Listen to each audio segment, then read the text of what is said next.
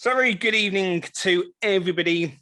It's the 6th of June today, and it's another District 91 webinar. So thank you very much to everybody that has joined us this sunny Sunday evening. Well, certainly sunny here in North London where I am. We've got a great workshop for you today. We will be expecting you to actually do some work today during this. So it's not just a case of sitting back and relaxing and enjoying it. We will be expecting you to do some work. So before we introduce our speaker this evening, I'd like to just go through the little bit of housekeeping rules that we normally have. So if you can please keep your cameras on, if at all possible. We know Venice is generally hiding from the police, so she normally keeps her camera off. But if you can keep your cameras on, that really does help. You will be going into breakout rooms, so beware that microphones and cameras get muted and turned off, etc. when you're in breakout rooms and when you come back, so please be aware of that. If you can please make sure that during the session that your microphones are off so that we don't get any disruption. If you do want to ask a question, then absolutely, we turn your microphone on and ask a question, but otherwise, if we can just keep the microphones off to stop any background noise, that would be great. You'll also see in the top left-hand corner of your screen, there's a little flashing thing which says recording, and that is so that we can put this onto YouTube. So we've got a collection of our previous webinars on the District 91 YouTube account, and more sessions got added this morning. So the sales, and we also uploaded the TEDx speech from last week as well. So check out the D91 YouTube channel for that. So if you do have an issue with being recorded, then by all means, please turn your camera off because this will be publicly available. If you can please use the chat as well. If you've got any questions, we will keep an eye on that and collate any questions and make sure that Steve is going to be able to answer some of these questions at the end. If you don't want to kind of raise your hands and be Toastmastery and use your voice. But the workshop tonight is a really, really fascinating workshop, and it's one that's a lot of people are going to find absolutely invaluable when it comes to work and Toastmasters situations. And we all know difficult people. We've all worked with difficult people. I've worked with many, many difficult people. And if I'd have had this workshop, then it would have made my life an awful lot easier. So our speaker this evening, a very, very experienced Toastmaster, a man who you will all have seen in previous workshops. He's done many conferences for us, and we're delighted to have him here. And so please, can you give a big round of applause to Steve Catchick? And Steve, floor is yours. Take it away. Thank you very much, Andy. So I have a question to start with. Do you know any difficult people? And you can just briefly say, you can unmute and say yes or no. But we all tend to think we know someone who's difficult. Now, I think of a saying I was once told that, the sort of people that when they come in the room, that you just feel the energy being drawn out and you just get that sinking feeling in your stomach. You know the sort of people? Because if you don't know who it is, it just could be you. And that's the thing. The difficult person might just be yourself. So let's just start the process today and talk about difficult people. Now, this is about handling difficult people. It's not about conflict resolution. It's about trying to prevent that and doing simple things that can make you communicate effectively. So we're going to look along that alone. And I'm going to get my clicker out and we're going to go through the slides here. But it will be interactive. I'm going to be putting you into breakout groups. I will take questions, and I'm going to suggest the questions will be at the end of each section, because it's going to be effectively 4 sections. We're going to be looking, first of all, though, at some fundamental principles or presuppositions of communicating with people. And these are the simple facts. People are not their behavior. We can disassociate the behavior from the people. The meaning of communication is the response you get. These are NLP, by the way, presuppositions, but they're so powerful. These are only just some. And the meaning of all behavior is dependent upon the context it appears in. But the one I think is most powerful is the law of requisite variety. The person with the most flexibility of behavior has the greatest influence. And that's a really powerful one to remember. Flexibility of behavior. Someone's asked me to share the screen. Can you not see what's coming up? I can on my other one. This is exactly what I'm doing. And asked me to share screen. Sorry, Steve, I can. It just the person needs to just pin you. Yeah, or go on speaker view. You can put me on speaker view. That's probably better, yeah. Or I could be pinned. I'm not the co-controller here. So the other thing is to focus on not what you say, but on what you see and hear, and be curious and respectful. That's the other things. So these are some fundamental principles. And if we go into a meeting, if we go into discussions, if we meet people with this in mind, it starts off so much easier. I certainly had times when I've had that feeling in the pit of my stomach, thinking, oh no, not so and so. And I wish I knew then in the past these sort of techniques. So I'm going to give you just 4 basic techniques. These are not the only ones. And if I was doing a half day or a day workshop, I'd look at others. But these are what I hope to cover in the next 60 to 70 minutes to give you something to work with.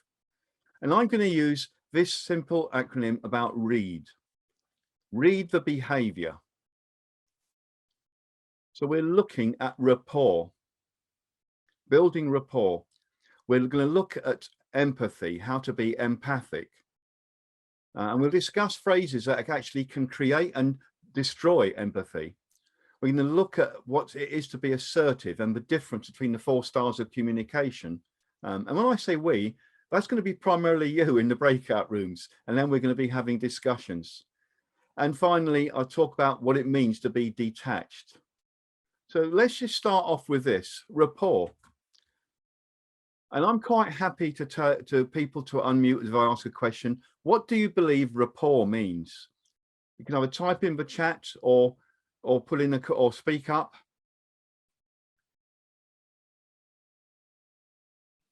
Okay, no one putting in, it's fine. Attunement, yeah. Flow of conversation, feeling you understand each other. Lovely, having a mutual understanding, something in common, absolutely, Anne. That's one of the big things. Building relationships, yeah. So let's look at just some examples or some definitions of rapport.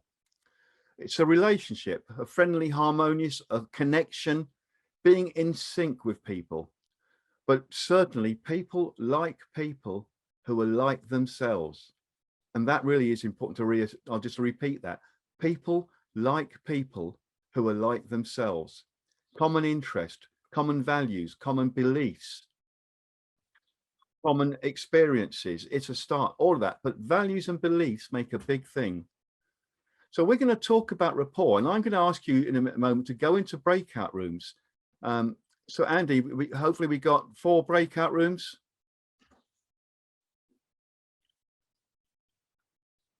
We got 4 breakout rooms, Andy? Yep, they're all set up. Okay. Can we put, well, in the 4 breakout rooms, it can be automatic, it doesn't matter who goes in which. We're going to discuss how do you build rapport? What do you do to get rapport with people? But in each of the 4 rooms, decide on the one spokesperson to take notes. And when you return, you'll have a minute or so to give those group suggestions.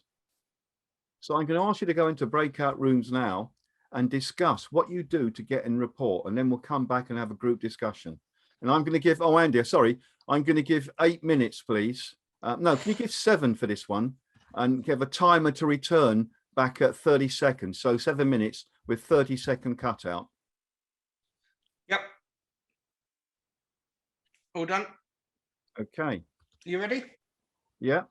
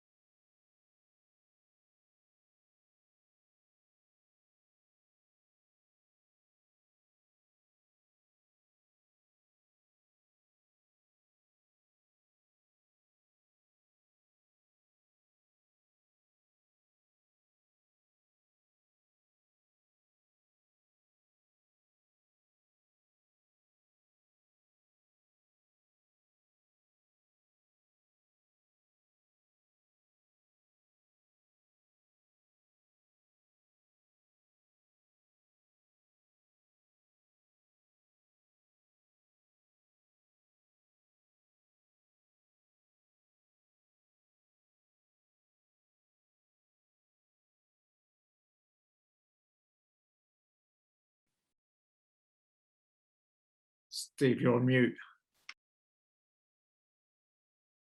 Go on mute. Okay. So welcome back, everyone, and I hope you enjoyed that. Those exercises, we'll be doing more of those anyway. And we're going to have discussions. So we're going to look now at the individual rooms. I'm going to ask to call on, let's do it in a random order. Room 3, the spokesperson for room 3. What have you got for, how do you build rapport? What sort of techniques do you have for building rapport?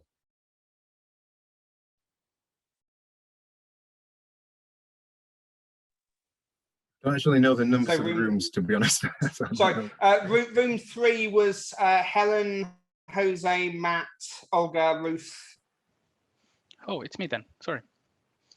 Yeah, so we had a fruitful discussion within room 3, but we confess that we're a bit confused with the context. If it's in the business scenario, if it's not in the business scenario, we've discussed the standard that you find in the internet, the natural language processing techniques that are around. We've discussed some more philosophical, if it's more on the finding common ground, finding their interests, get into a conversation. And we've even spoken about sales, which there are some technique, which is matching, pacing, and leading, where you kind of type to mimic to get some similarity. It's not pure mimic. I'm not a copycat or that thing, but we try to mimic the pace, the speed, how the person is feeling. But then we got into a thing. So if someone is shouting and it's a very difficult person on a general context, should we shout back? No. That's one. And I always say that you should match the energy, not the anger. So someone is really angry and really speaking hard and fast.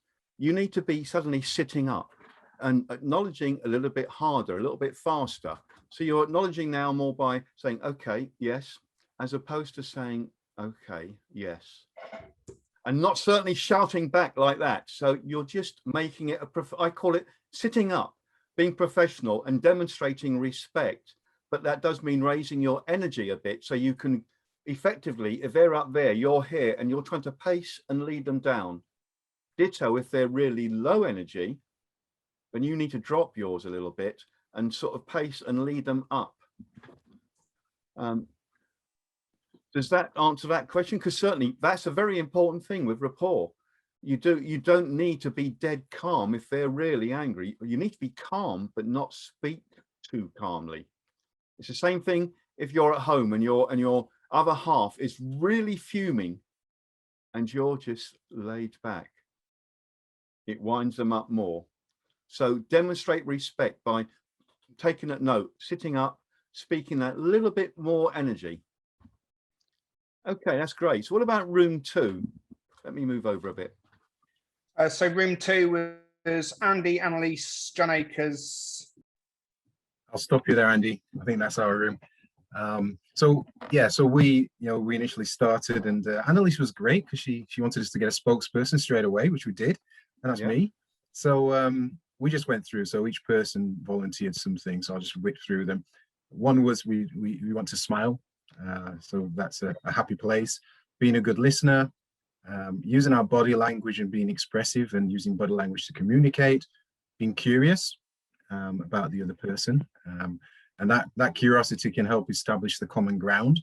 That could be common interests. It could be some common element, whether you both like sport, you're both from the same country. Absolutely. But that comes from the inquisitiveness. Somebody said match the breathing. I think that comes into the element of some elements of mirroring. It does. It does. So, and you can find if you're doing hypnotherapy, matching the breathing is a good way of taking people into trance. Right. And our final point was respect, being respectful. So that was our list. Brilliant, thanks, Andy. So how about which room was that? That was room 2. Room 2. Let's go to room 1, please. Hello, so Andy Newman, Brian, Chris Boden. Okay. So we had obviously quite a few things have already been mentioned. So showing a genuine interest in the other people, asking open questions, listening to their answers and maybe reframing the answer to show that you've listened, smiling and using eye contact, using the person's name, use of humour as well, and then sort of conversation starters, sort of have we met before, or common ground. We talked about Toastmasters or family, work and hobbies. And then again, we mentioned matching body language and pace of speech. And then also someone mentioned if it's a big group, making sure everyone in the group is included. Yeah, that's brilliant. Thanks, Sarah. And finally, it'd be room 4, I believe. Hello. So I've been ticking off the ones that people have said. So we said a lot of those as well, but we do have some extra ones. So we had about building on points rather than trying to compete on points. Yeah. Starting a casual conversation and then trying to build on it. So start, with easy topics to begin with. And then we talked a lot about humor, but we then talked about how it's a tricky one. So it's kind of judging the audience and understanding that. And we talked about sharing feelings more than facts and like building on that, and also looking for the appreciation, so scanning and looking to feel and express gratitude.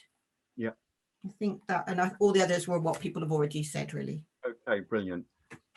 I'll just show some other ones that I have and some steps we have for doing this as well. Bring that back up. So these are steps. Actually, I should have changed that to 7. My apologies. I added another one in earlier and I forgot to put it in. But communication, we all know it's about lots of things about communication. And what you already mentioned, finding common ground and using that common ground to build things in. That could be shared experiences.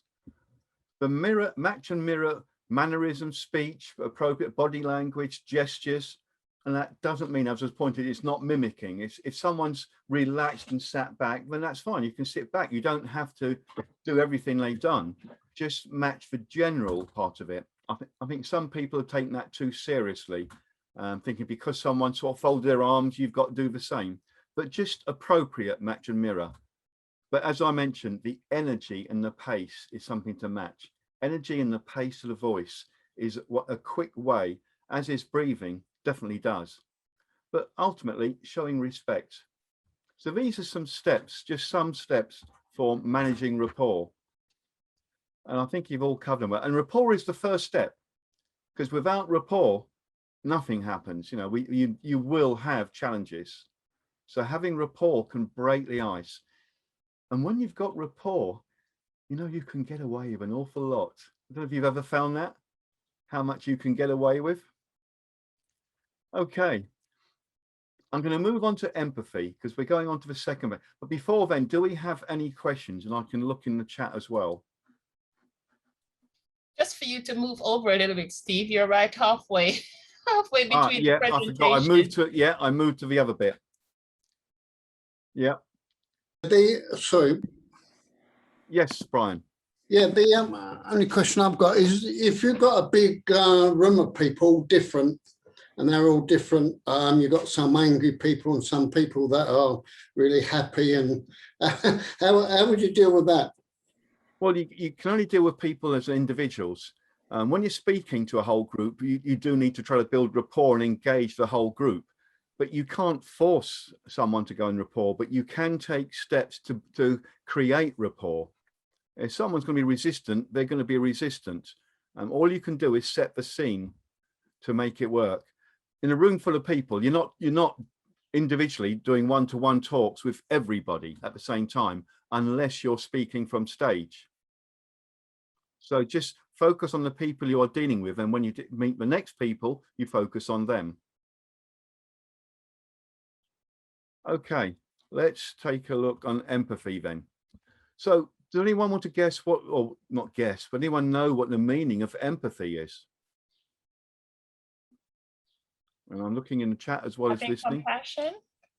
Compassion, yeah, that's a good way of putting it. When you can feel what the other person is feeling. I'm careful to say not when you feel it, but when you can imagine what they may be feeling.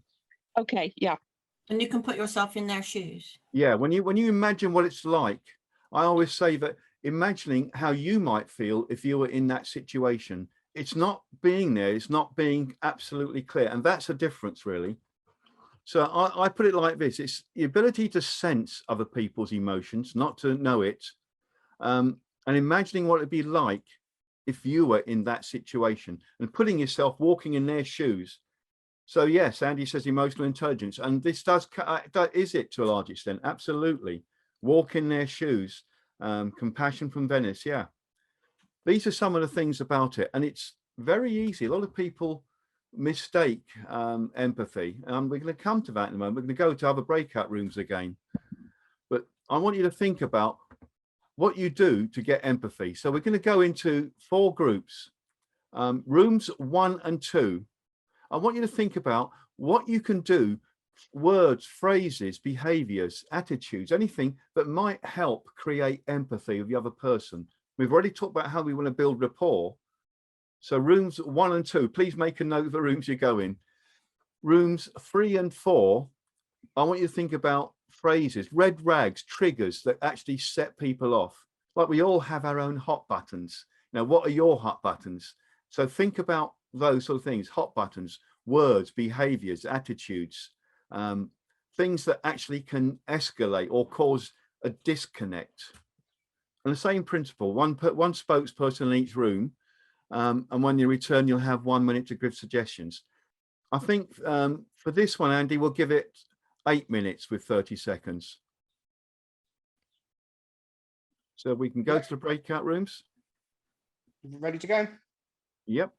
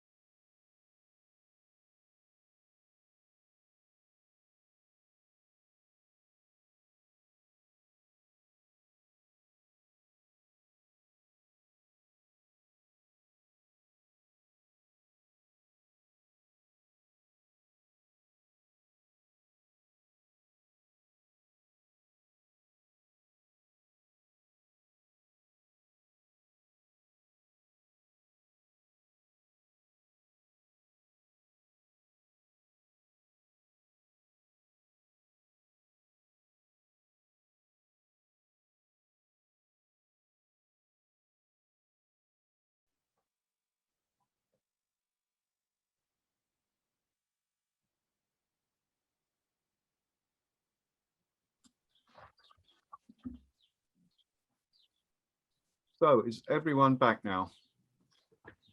I'll move back to here. So this time, let's go and try to do reverse order. Room 4, what have we got from room 4? What do you have? So room 4 and room 3 are looking at trigger words or red rags. So what things can set people off? So spokesperson for room 4, please. Yeah, sure. So some of the things we had were more about the emphasis of the words. So the first one we had was yes, but, that whole kind of negative thing. And we were told that that's been banned in some companies. And then I know how you feel.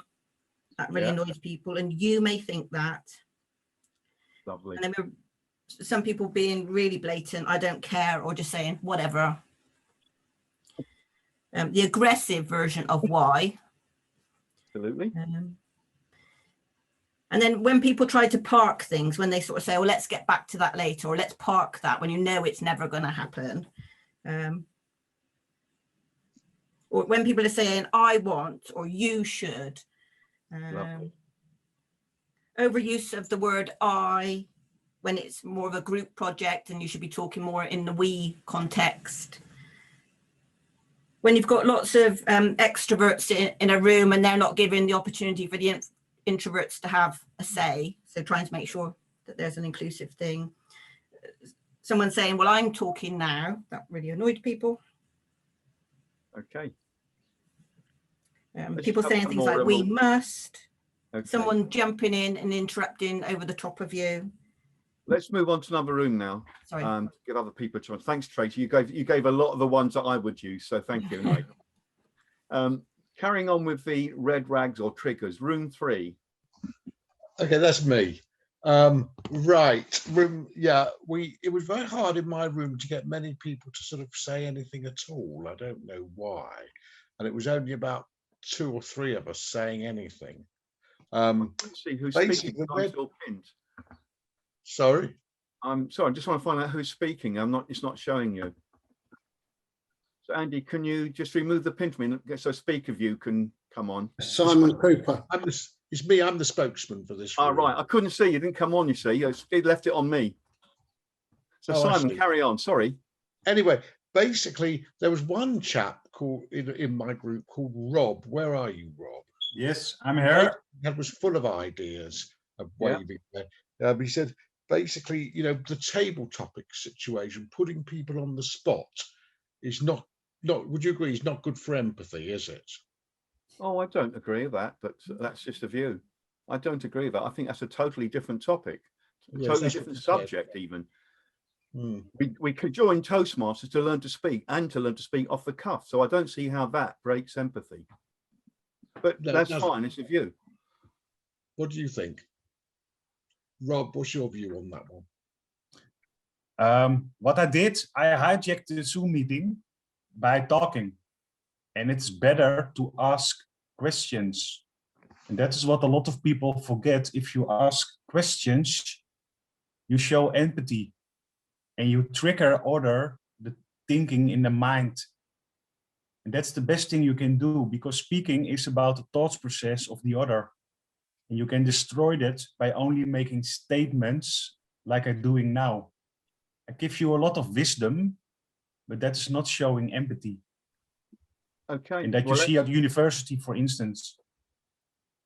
Okay, let's move on, because it's going slightly off topic, because I was asking for trigger words that break empathy. Let's look at room 2, please. What do you have for creating empathy? That's me, Steve. Thank you very much. Hi, Venice. The members have nominated me. So we look at attitudes and not being judgmental. We look at phrases such as "I understand," but what we actually get out of that is perhaps we need to reverse it by saying what I hear you saying is, rather than saying I understand.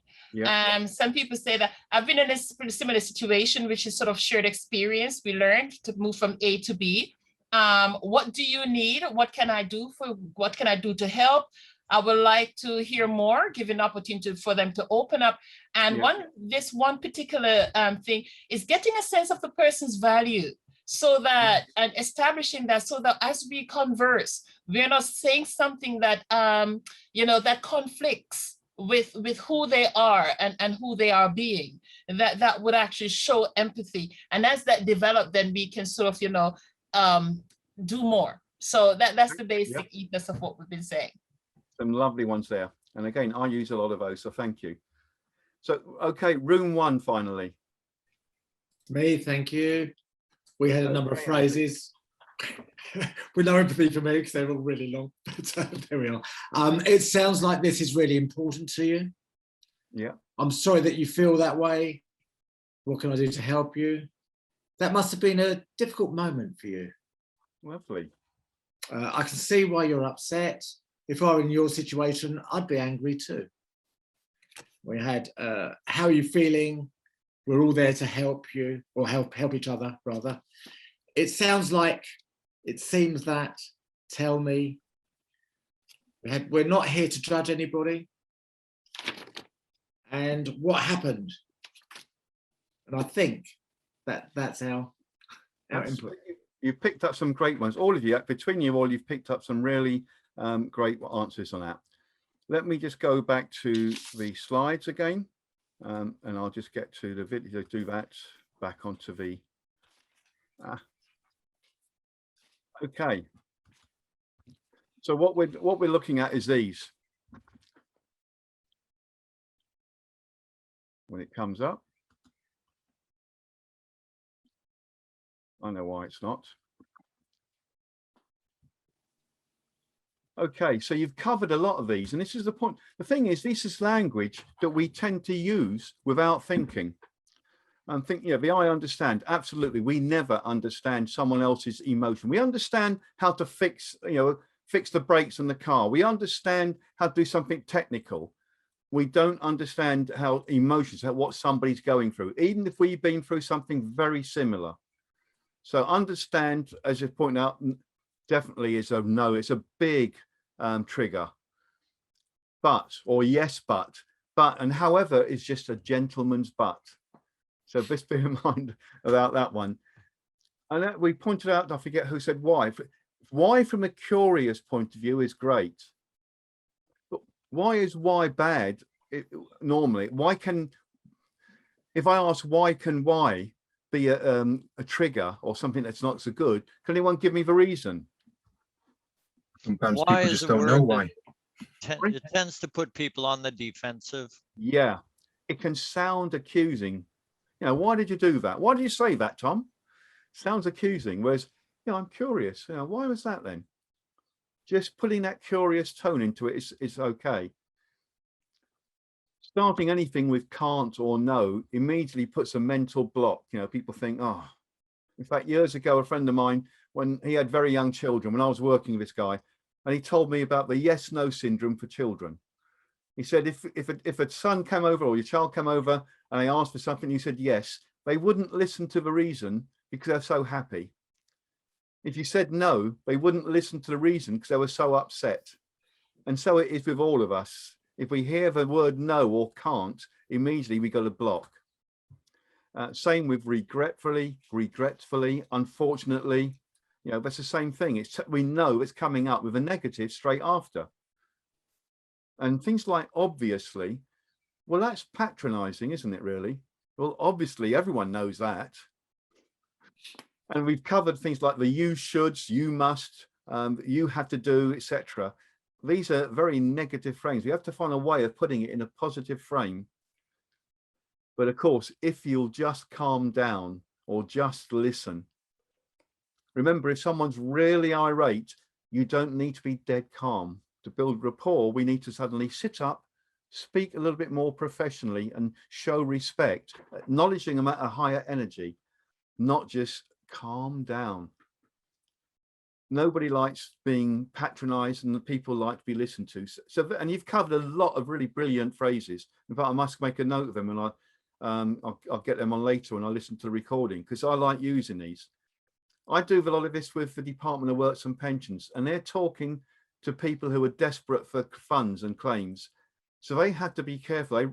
These can be a red rag without thinking that can suddenly have an escalation on perhaps conflict on their hands. So these are the red rag triggers. Let's have a look at just some calming phrases. And you've covered a lot of them. I thought they were brilliant, the ones you covered. I think, Simon, you really covered a lot of it. I can see, I can hear, I can sense, I can tell. I can tell how you feel. It looks like, it sounds like, and what I would like to know what unfortunately can be read. So I'll come back to that.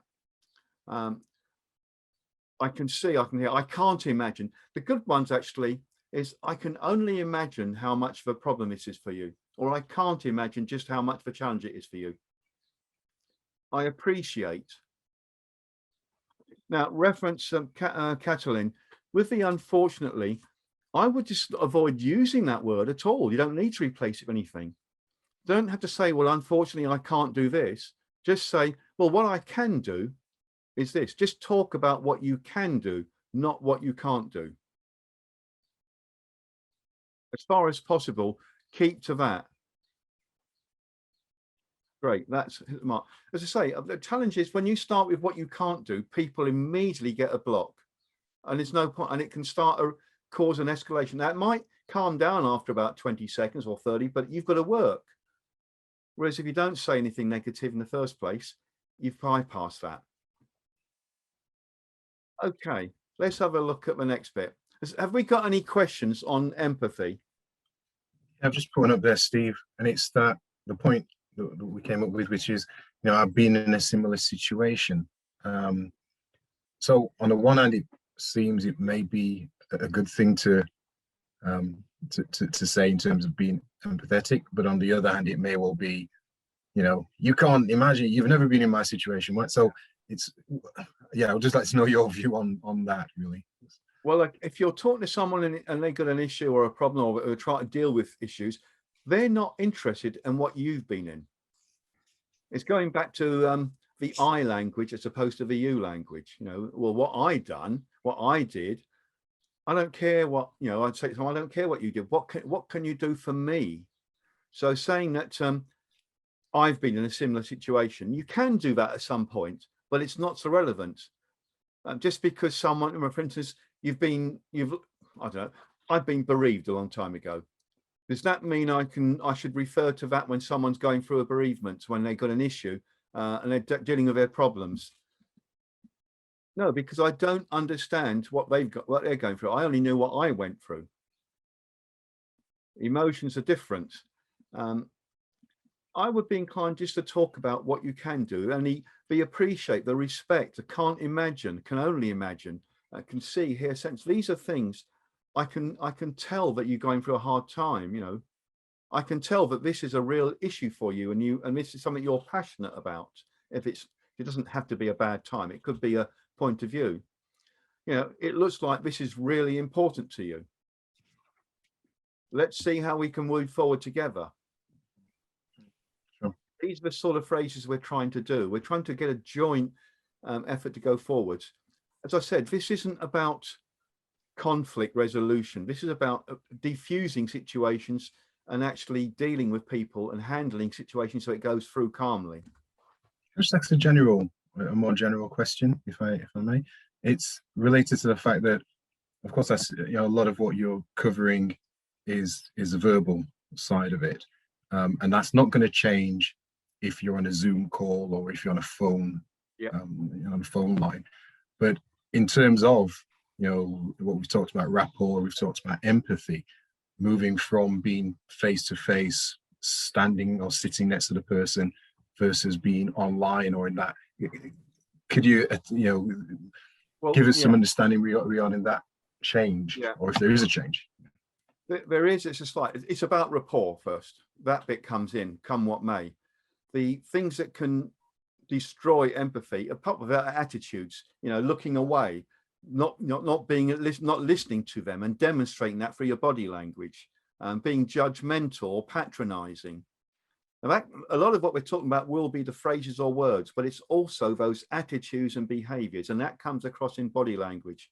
If you're face to face, if you're on a Zoom call, it's limited. If you're on a phone call, it's entirely through the voice and the vocal sounds and the non-verbals come into it. But we can often escalate immediately with a verbal, with the wrong phrase. I have a question, if I may. I'll take one more, but as long as you're happy to go over time a bit, then I'm happy. I'd love to ask this question, and even if it does mean going over time slightly, some people are very empathetic, and other people do not seem to have that capacity. Genuinely do not. Their life is about themselves. I know narcissistic people in companies. Yeah. Can your empathy be used against you? I mean, are there moments when you should not be empathetic? In my view, no, it never harms to be, and I call it empathic. Now, I just think empathetic is pathetic with an M in front of it. Both phrases are correct, but I call it empathic. I don't think it ever harms, because you can only do so much. People can always take advantage, but you don't have to let them take advantage, because we're going to come on to assertiveness in a minute. Empathy is just one phrase, just like rapport, building rapport. You can't force someone to be in rapport, but you can demonstrate empathy. You can demonstrate that you're appreciating what they're going through. You appreciate their point of view. Doesn't mean they're going to agree with you. We're doing all we can to make it easier to get on with someone and deal with difficult people. We can't force a view, and some people are just too stubborn to change. That's that part of life, unfortunately. Lovely. Thank you. These techniques will help. At least they'll help. That's exactly what I was wondering. Yes. Thank you. Okay. It's a pleasure, Val.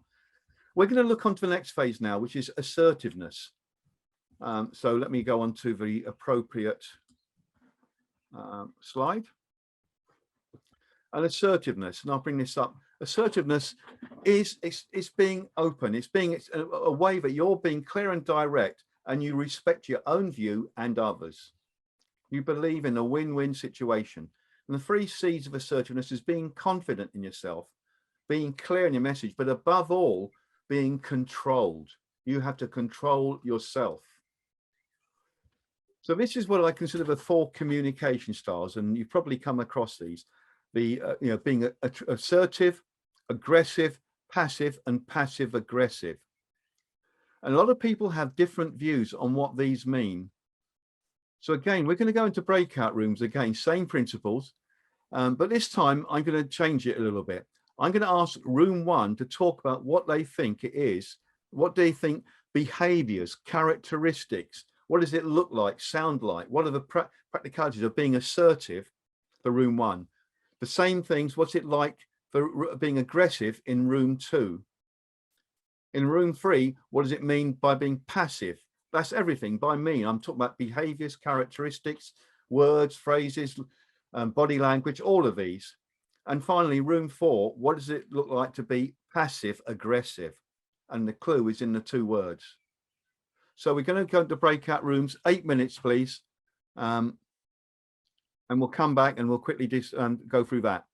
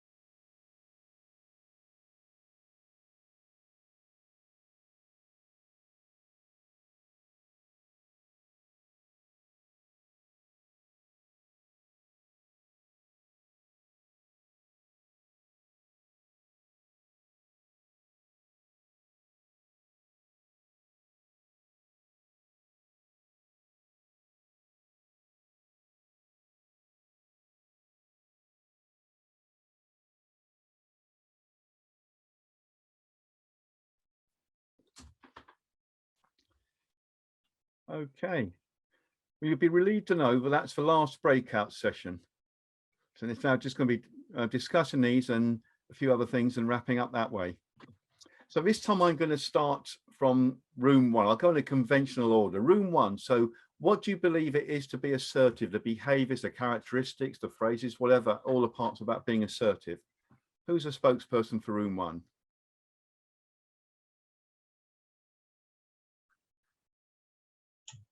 It's Brian, isn't it? I don't know who it is, so Brian. Yeah. So I was on mute, sorry. Okay. Right, that's yeah, it's me. Well, I was going to say, when you first put up that triangle, confident, clear, and controlled, that to me, that said everything. We didn't really have much else to say about it. Okay, well, I'll show some more things, but yeah, that's the essence of it. And from that, you can expand a lot more. Yeah, because you're in control, emotional intelligence, and you're adopting your case. You're explaining yourself, expressing yourself, and the other thing, assertive and aggressive is a fine line. If you're assertive with someone, they might not like it. Well, let's come back to that because I disagree with that entirely. I've had people say you've got to be aggressive to be assertive, and that's absolutely not true. So let's just have a look. I mean, the next one is room 2 is about being aggressive. So let's see what we've got for that. Hello, everybody. So room 2, Hello. I'm the reporter for this time about being aggressive. So we discussed different things like, yeah. So it started with Trump. Sorry if there are any American here. Saying Mexico is going to pay. So saying it in an aggressive way and putting some situation for people, like leading the way. So it's very aggressive. Making demand without prior agreement, like Tom say, you know, Annie is going to prepare dinner on Saturday, for example.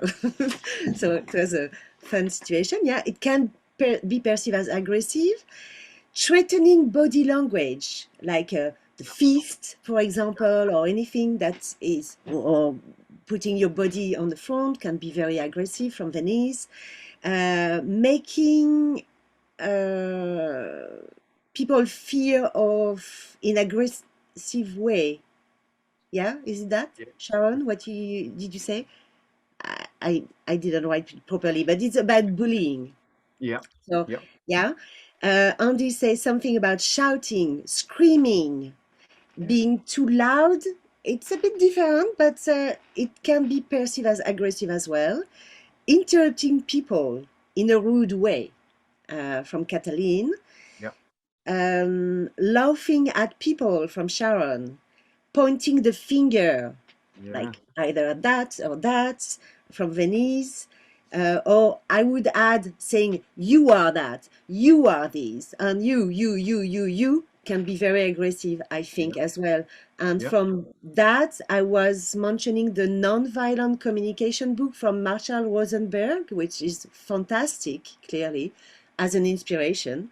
And finally, we discuss as well about the question from Venice about manipulation and blackmail. Where does that stand? Yeah, so this is all for our reports. Yeah, I think that last one might come under the passive aggressive. Okay, so room 3, you were talking about being passive. Okay, so that's me.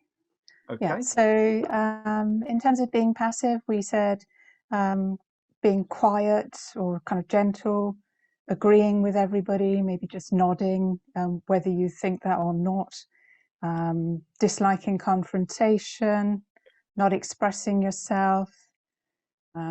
Maybe you feel dominated over, so you don't give your view. Maybe being easygoing, taking the easy way out, not being vulnerable, refusing to address the elephant in the room, indifferent, not participating, not expressing your opinion. Other people express louder, more confident, more assertive. Being passive, just saying okay, even if that's not what you really mean. Turning your head away. And then we had things like micro expressions, perhaps looking up. So not really showing that you're interested, not feeling confident to speak up. Yeah, so quite a lot there. Yeah. I think we got enough there. And That's brilliant. there's one more. When you kind of get your point across, but in a voting situation, you agree with the consensus, that could also be passive. Yeah, absolutely. Thank you. I'm rushing because I'm well aware we're over time, but we'll be about another 10 minutes or so, if that's okay with people. So finally, room 4. That's me. So so we had passive aggressive, and so we were saying it was things like when you're being sarcastic, that can be passive aggressive. Rolling your eyes, when somebody rolls their eyes, might look away, or do make a face behind your back. And we were saying that it's quite difficult because it can be a little bit indirect and ambiguous, and it can be quite difficult to respond to because you can't like really necessarily nail the person down on them being really unkind, but they definitely are trying to be unkind. We were saying how, you know, somebody pays you a compliment, but actually it's got a sting in the tail. Yeah, that's very true. Yeah. And the boss. Okay. Oh, sorry. No, that's a good way of putting it. Yeah. Okay, let me just show what I've got again, just to come back to the things. Before that, so I have to go back onto the eCam.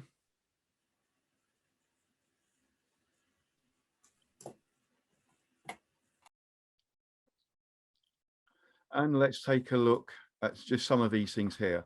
Now I put this slide up. Oops, has that come through properly? Oh, that's fine. So on this, I'm looking at the fact that being assertive has, no, it's got a bit too big. Bear with me. It suddenly hits a, didn't mean to do that.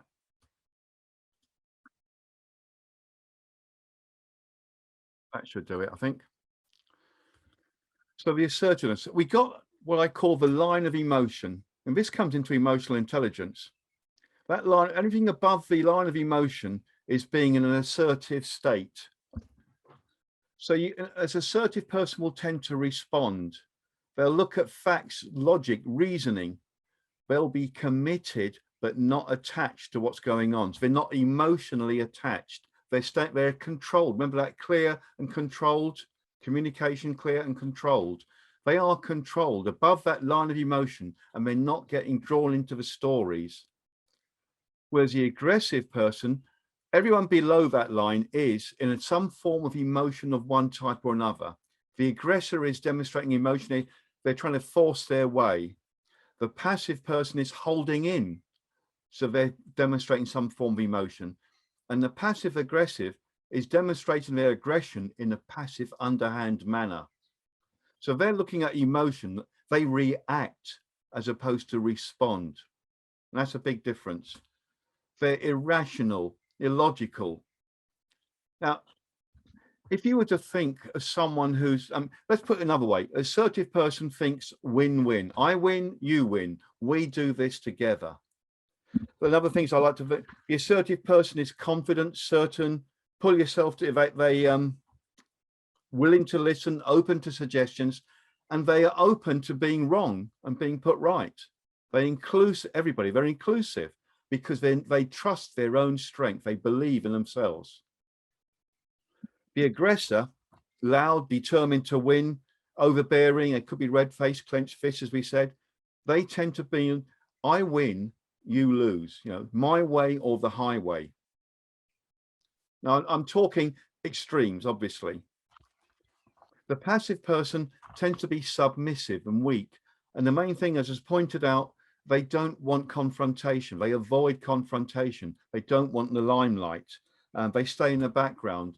They tend to shrink rather than expose themselves.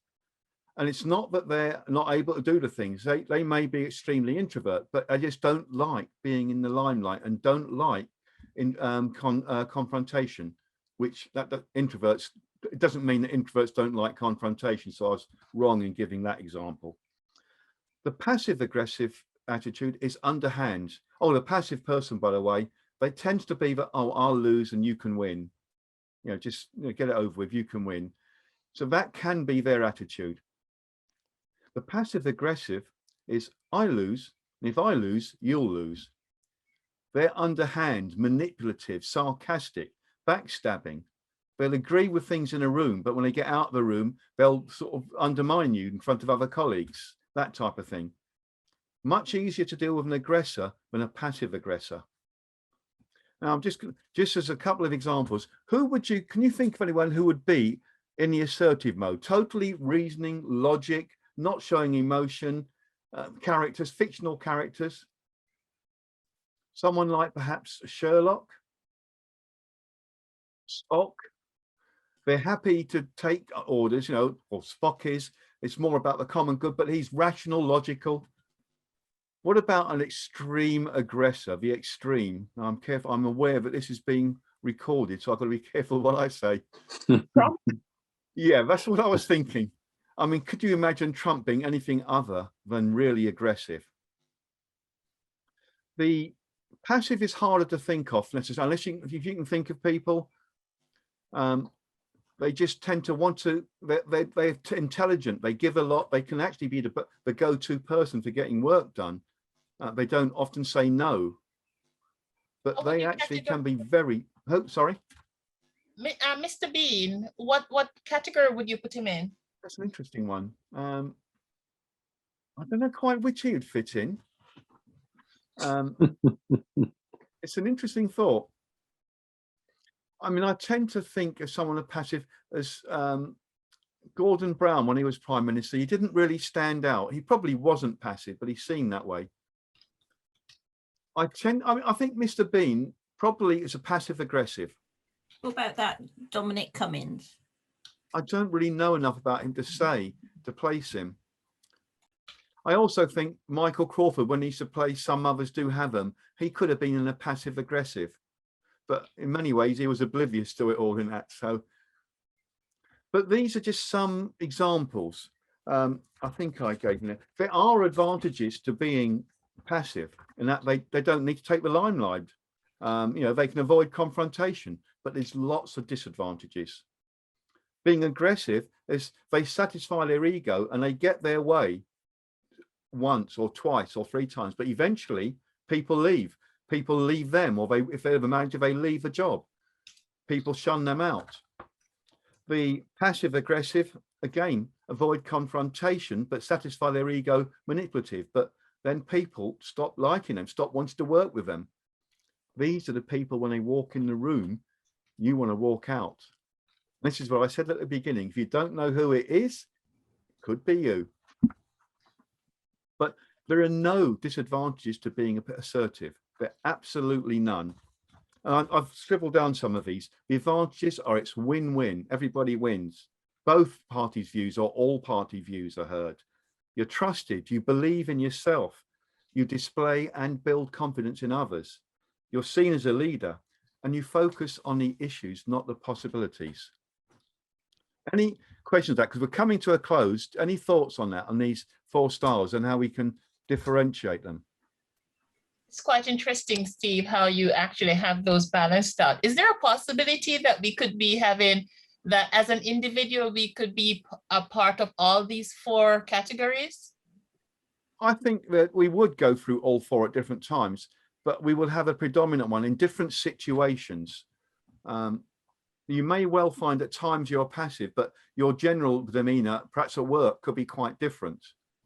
And I think you'll have a standard one. Now, what I like to point out is very few people are at the top of the pinnacle there, or at the extreme bottom left to be passive, or extreme bottom right to aggressive. People might, I know that I tend to be on above the line mostly, but on the passive side. So I would tend to lean towards the left-hand part of the triangle above the line. Because I don't like confrontation, but I do face up to it, and I do tend to go with reasoning, and I do tend to stand my ground. Can I ask a question? Please. So if you feel like someone's being quite passive aggressive, but actually in their life at the moment, they've got a lot of bad things happening and it's quite difficult for them, then so I've got this situation where I therefore feel like, oh, I'll let it go then. I won't pull them up on it because I know that they've got a lot of difficult things happening in their life. Is that the right reaction? So I'm being maybe passive and letting it go, or should I just sort of say, hang on a minute, you shouldn't be. I think it's best to be assertive and call them out on it, because passive aggressive it's underhand. It's extremely underhand. Now, sometimes you can let it go, ignore them. You can ignore them if it's not affecting anything. But if it's impacting yourself, impacting a team, then it needs to be dealt with. That's my view anyway. Because a passive aggressive person can be rather like a poison in an organization.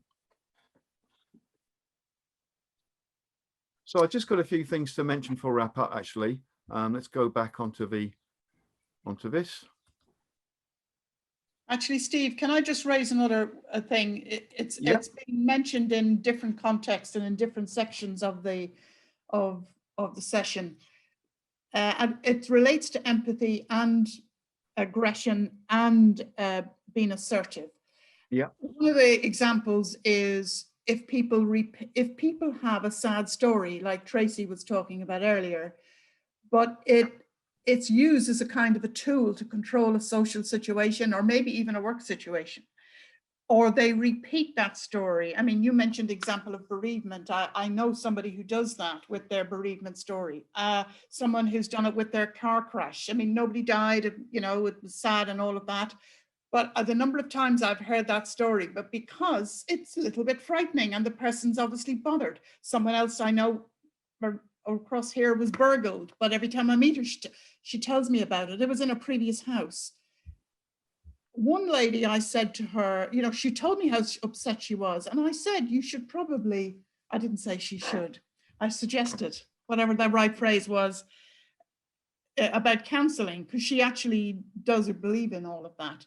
And she said, no, I don't believe in counseling. I believe in talking to my friends. I thought, oh God, this is not, yeah. You know, so in the end, you just end up avoiding people like that rather than saying, I don't want to hear about your car crash again. That can happen if we don't stand up and tell them, and we have to tell them in a kind and compassionate manner. But it's quite possible some of those people haven't yet learned to let go, and that's a problem for them. So they do probably need counselling in that respect. A phrase that can be used though is, I don't know if I put it in, using the word may. Well, you may find that counselling actually helps quite a bit on these sort of situations. So you're not telling them to go. Yeah. And saying it like that, it's a softer version.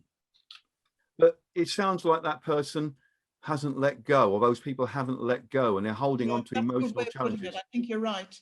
But I just feel that it's, you know, I don't want to hear about it anymore. I've given you all my kindness that I can bring up and suggestions, and now you're doing this to me again. It's not fair. Yeah. But anyway, so sometimes I get aggressive and saying, oh, I've got to go. I've got to.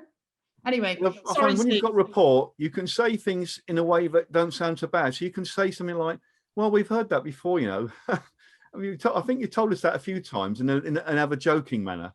Yeah. And if you try that a few times, it's otherwise, as you say, you tend up avoiding people. Okay. I'll try and bring those words with me. All of these are just tools and techniques, but there's no one thing that will guarantee a result. Okay, so just wrapping up, think of it as read. Now, I haven't talked about detached because detached is simply this one thing. I only mean one word by it, one phrase.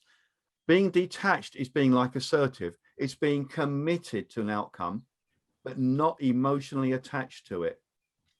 So this is where you accept that I want to see this through. Let's get the team doing it, but I might be wrong.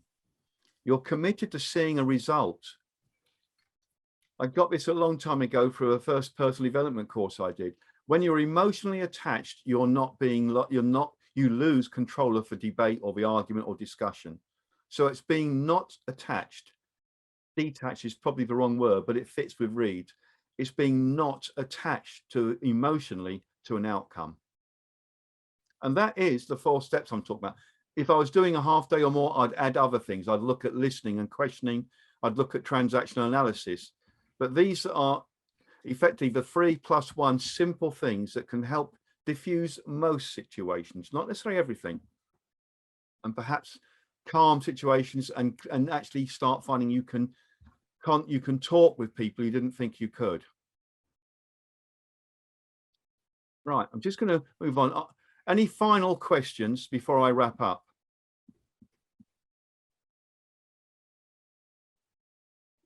No, okay, I'll take that. I apologize for going over time. We had a lot of questions and I was happy to answer them.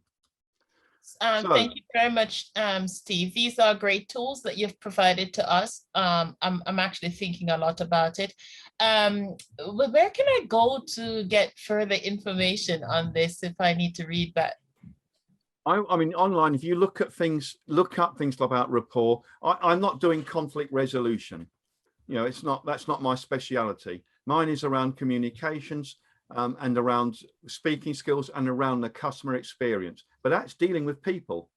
So dealing with people is great. What I would like to ask though is, for those of you who found this of value, could you please connect with me on LinkedIn? And you can do it in the barcode here or connect directly by looking at my LinkedIn profile there. I'm easy to find on LinkedIn. Would you be happy to give me a recommendation on LinkedIn?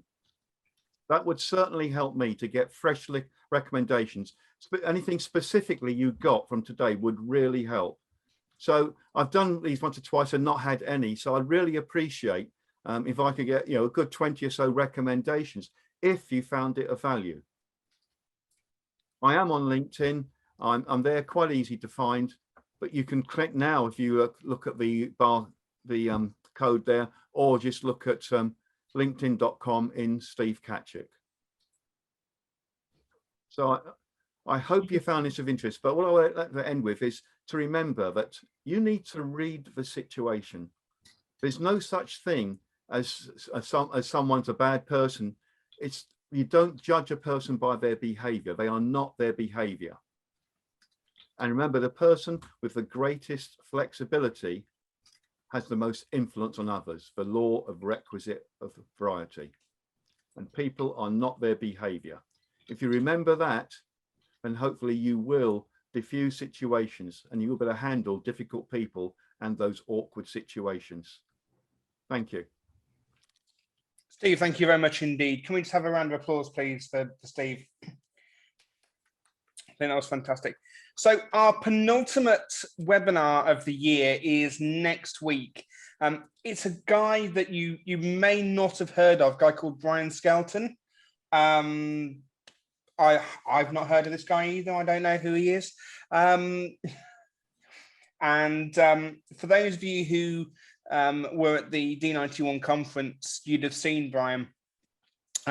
Very, very powerful workshop there. And we're going to be talking mental health next week, which is a huge issue at the moment. And it's going to be a fantastic webinar. So please, the sign up should be out tomorrow.